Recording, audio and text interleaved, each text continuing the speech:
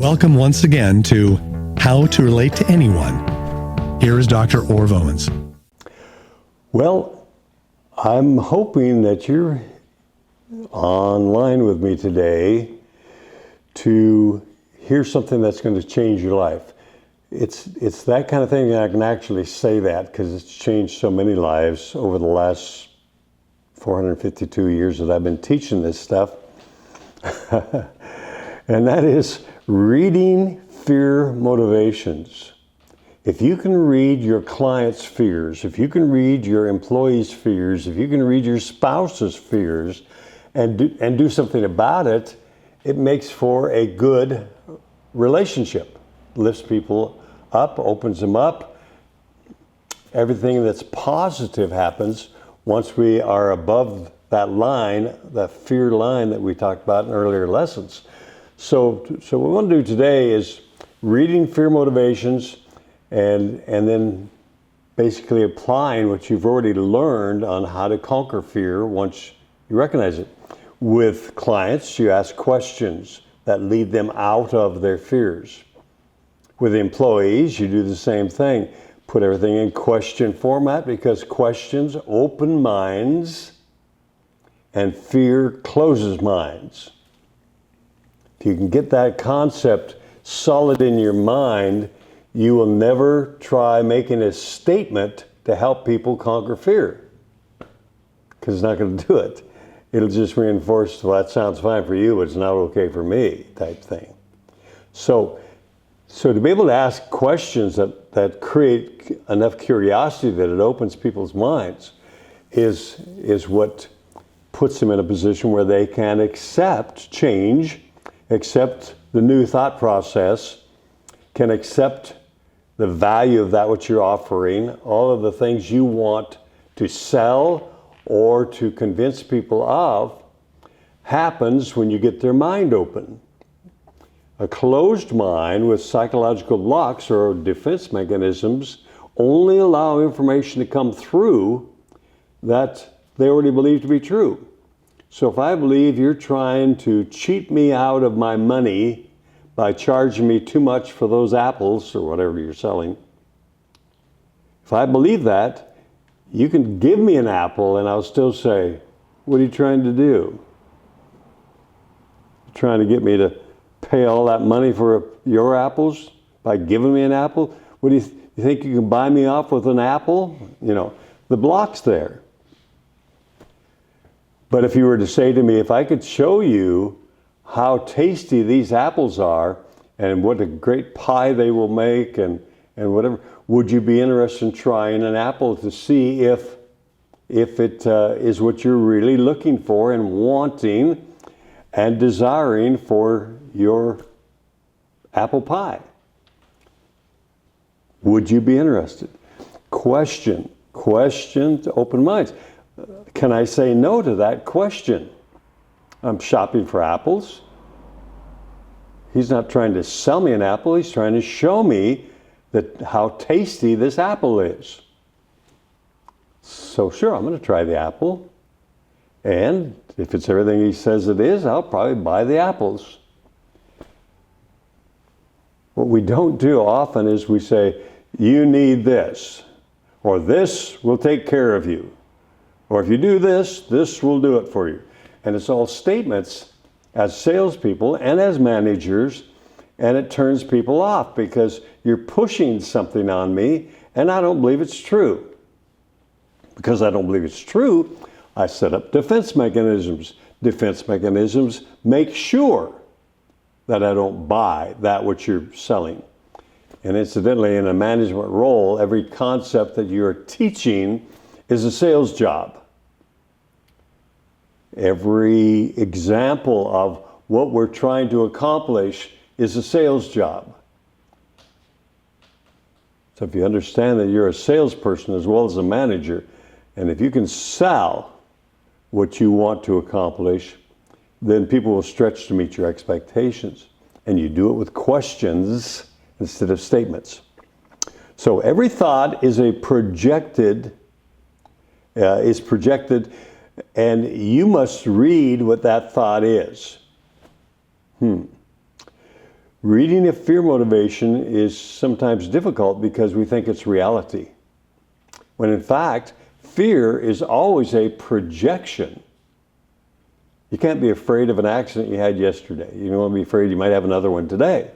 But that hasn't happened yet. You can't, be afraid of falling down the stairs when you haven't fallen down the stairs yet. And so every thought is projected or is a projection, and you must be able to read that thought in order to be able to deal with it if it's a negative thought. Fear thoughts always carry a what if. What if I fail? What if I try and fail? What if I make a fool of myself? What if I say something and they don't like it? What if all the what ifs. And probably if you're the average American, well, none of you are the average American, but all the people who aren't viewing this today, if you're one of those people, probably have more what ifs than not. I find most people have a whole lot of what ifs. What if it fails? What if I try? What if I invested in and it fails? What if I give it my best shot and have egg all over my face because I failed, I didn't do a good job, it didn't come out right, it didn't look right when it was done, all the fears. Going into any area of responsibility, fear is going to hit you. And you'll either conquer the fear and be productive, or you allow the fear to create the questions I just went through. Fear causes us to say, what if? What if it fails? What if I lose all my money? What if that pill doesn't work for me? What if? A lot of what ifs in our lives.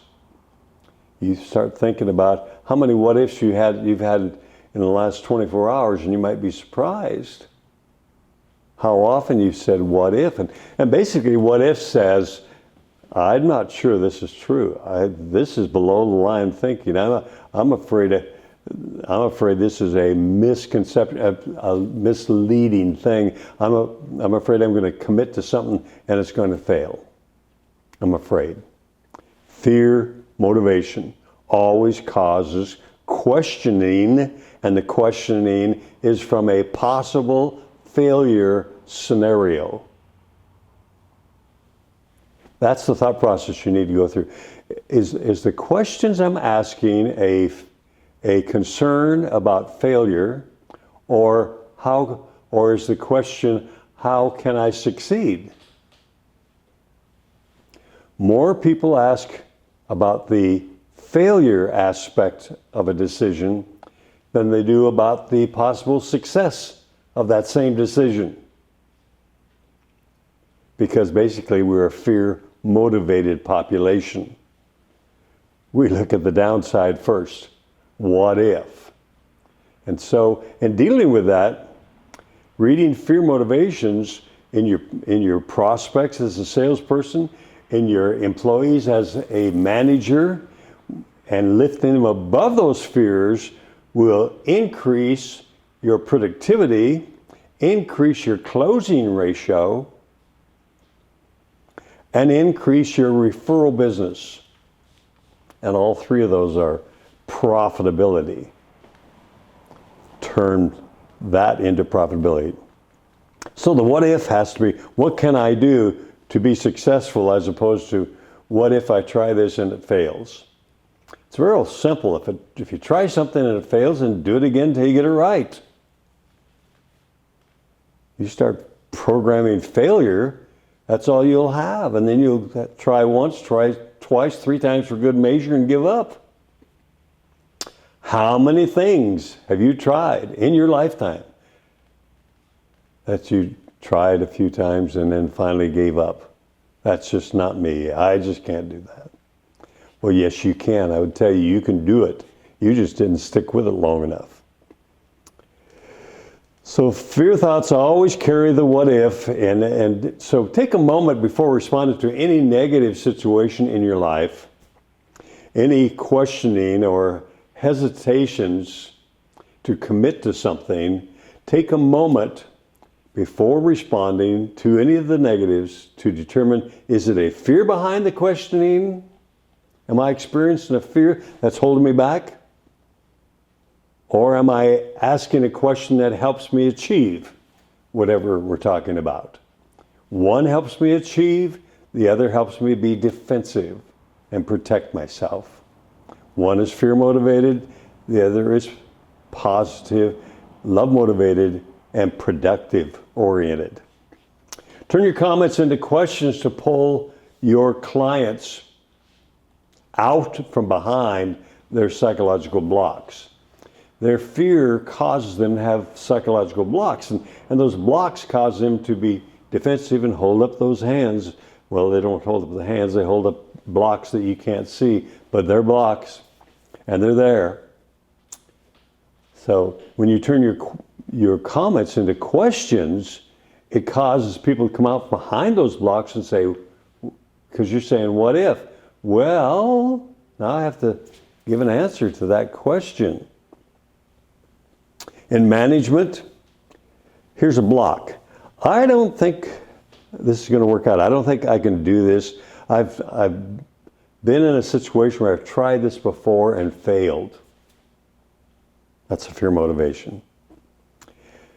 And the manager says, do you know the people who tried and failed and what their planning support team resources and equipment were that you were involved with? No, never even thought about it. Well, here's what you need to know. If you could know that what you have in the way support team is going to keep you moving on track so that you cannot fail, would that be of interest to you? So you can't just say, buckle up, get tough, give it your best shot. That does nothing. You have to work a system where the belief level comes up. So can you say no? Is it possible to say no if a person says, I don't think I can do this, it's been tried, and the people who tried it failed? And I ask you the question, well, do you know the people who tried and failed and what their planning was? How much support their team had? What resources were available to them? And how much equipment did they have available to do a good job? Do you know all that stuff? And you're going to say, no, I don't know anything. In fact, I don't even know the people. I just heard that they failed. Well, if you could know that you'll have the support that you need to make this happen with the right equipment, the right dollars, the right support backing you as far as leadership, would that create greater confidence that you can make this thing happen? Can you say no to that? I don't know how anybody could say no to that and want to keep a job, frankly. If they say no to that, then they're saying, I won't let you coach me and lead me into success. And that's insubordination, so you just fire them on the spot. In sales, a psychological block goes like this. I don't think we can afford this at this time. It would take some adjusting of our finances. Salespeople hear that all the time. It's a very common objection. And it's a little difficult to deal with because there's a lot of gray area out there. What finances and how many finances do you have and how tight is your budget and all those questions. But that's not the questions you want to ask. What you want to ask is, well, do you see a big change in your finances in the near future, or will your hesitation be an ongoing concern? I want to know, is this something you're going to say to me next week at the same time and next month at the same time? I want to know, is this an excuse for failure? An excuse for not purchasing this home or this car or whatever we're selling? That's what I want to know. Because if I know that, then I can deal with it. But I can't deal with something that's, I don't know. So, when I ask the question, The answer to that question is going to give me a read on whether this is a stall or just a fear motivation that says I'm not comfortable making a decision today. Well, the response you're looking for really, and then what you do with a follow-up is, if you can know you will have the support you need to make this happen financially, and that means we're going to create a situation where you have financing available to you that's going to fit your budget and not strain your budget, would that be of interest to you? And if you could make this all happen, do you see any great threat other than stretching the budget a little bit at this time to make this purchase at this time?